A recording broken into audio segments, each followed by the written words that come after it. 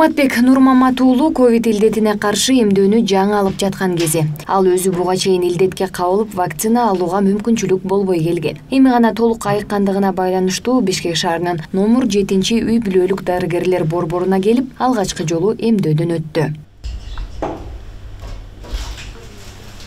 Мен буга чейин тишимди дарылап жүргөн үчүн албай жүргөм да. Бир последствиясы болбосун депчи. Тишимди дарылап бүткөндөн кийин өзүмдү жакшы сезип аткан учурда алайын деп чечтим. Ал эми бул жерге эмдөө үчүн келген жарандарды каттап кошумча маалымат берип жаткан Жээнбүбү Эсенбаева номер 7 үй бүлөлүк дарыгерлер борборунун оператору. Ал буга чейин күнүнө 300гө жакын жарандар келип вакцина алып жатканын айткан болсо, азыр 200гө чукул жаран күн сайын кайрылып жатканын белгиледи.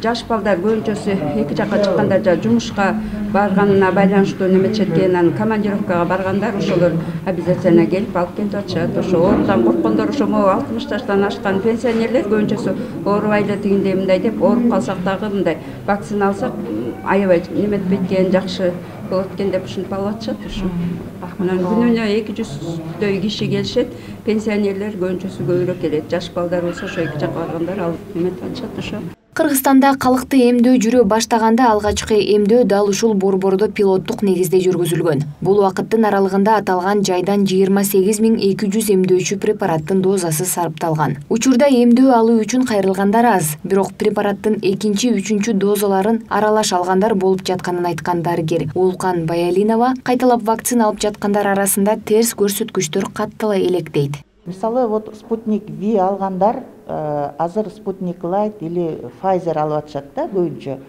Но побочный эффекти такого они бизге келип кайрылган жок эч ким. Мен аябай катуу оорудум, же мындай болдум деп. Побочный эффекти деле көп болгон жок го. Болсо дагы жеңил түрүндө.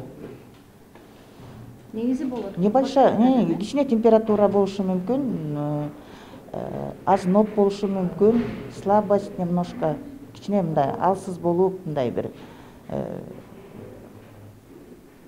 болушу мүмкүн да, мындай. Дарыгерлердин айтымында эмдөө алуу үчүн келгендердин көбү бүгүнкү күндө жашы 50дөн ашкан картаң адамдар. Ал эми келген жаштардын көпчүлүгү илдеттин алдын алуу үчүн эмес, чет жакка чыгууга муктаждык пайда болгон үчүн вакцина алып жаткандар. Мындан улам дарыгерлер илдеттин жаңы жуктуруулары дагы да катталып, андан каза таап жаткандар да бар экендигин эскертишет. Бөлүк оорубайм деп ойлобош керек, жана айтпаш керек, анткени бул оору аба аркылуу сүйлөгөндө, түшкүргөндө, жөтөлгөндө жугат. Анан бүткүл дүйнөлүк саламаттык сактоо уюму мына минтип айтып атат.